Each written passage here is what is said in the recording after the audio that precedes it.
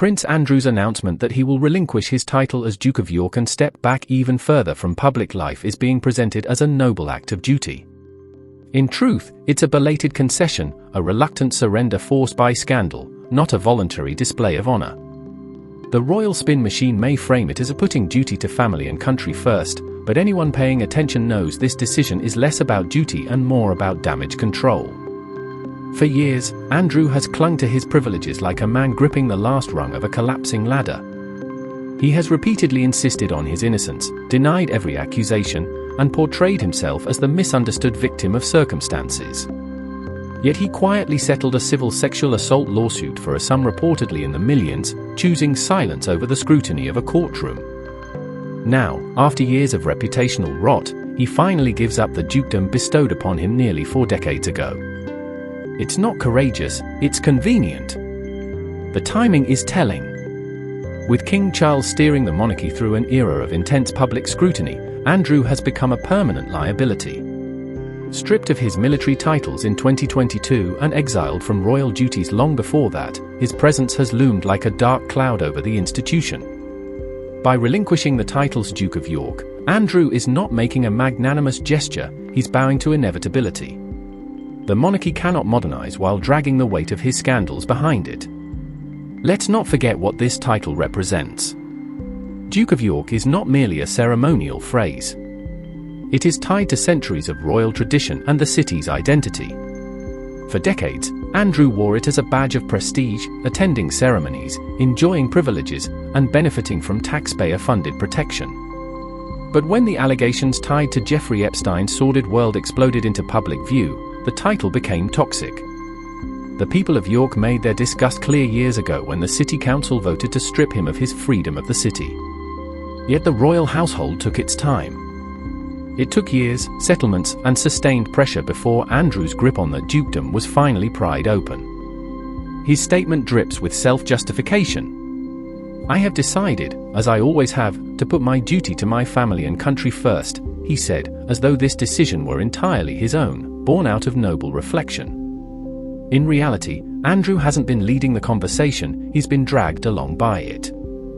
His decision came only after the palace, including King Charles and Prince William, were consulted and reportedly gladder of the outcome. Translation: the family decided it was time for him to go, and he complied because he had no leverage left.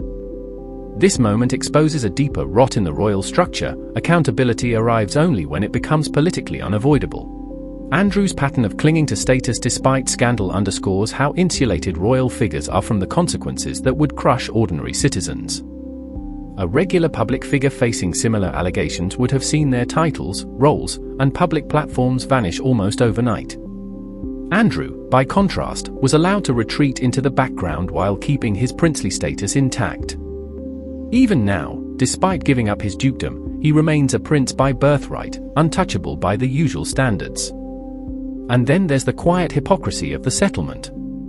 Andrew vigorously denies the allegations yet chose to pay his accuser rather than clear his name in court. This isn't a technicality. It's the core contradiction that will haunt his legacy. If he truly intended to fight the claims, he had the resources, the lawyers, and the platform to do so. He didn't. He wrote a check and vanished from public duty. Now, years later, he wants to present the shedding of his title as the next chapter in his service. It's not service. It's survival. His family's response is equally calculated. King Charles, who has long been determined to slim down the monarchy, is quietly sweeping his brother off the board. Prince William's involvement in these discussions signals the generational shift at play.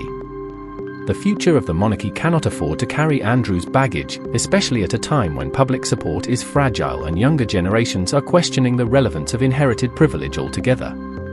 Meanwhile, Andrew's ex-wife, Sarah Ferguson, will also relinquish the Duchess of York title, though she's already carved out her identity through other means. Their daughters, Princess Beatrice and Princess Eugenie, remain untouched, shielded from their father's scandal, as if royal titles can magically compartmentalize disgrace.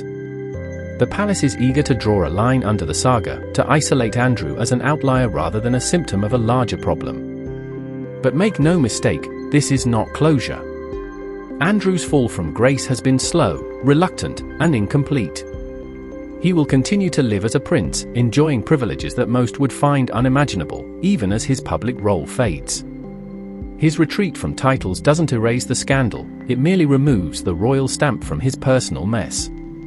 It's a cosmetic fix, not a moral reckoning. The monarchy may hope this move will finally neutralize the Andrew problem, but it won't.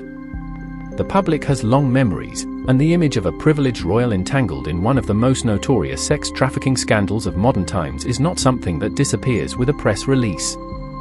If anything, this belated act highlights the royal family's instinct to protect its own until the very last moment, and only act when the optics demand it.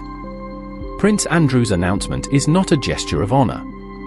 It's the quiet sound of a man finally running out of places to hide.